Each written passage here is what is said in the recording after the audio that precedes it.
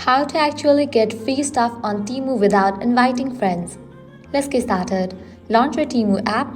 You will be directed to homepage. Now click on the option of View. You're gonna find different options over here. Click on the option of On Credit and Free Gift.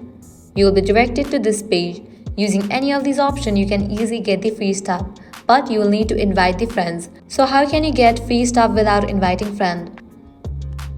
For that, you can use these methods. Daily check-in. Log into your Temu app daily and then daily check-in. With that, you're gonna get some points that can be used to get free gift.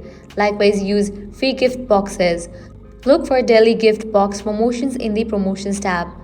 Likewise, participate in Temu's contest and games.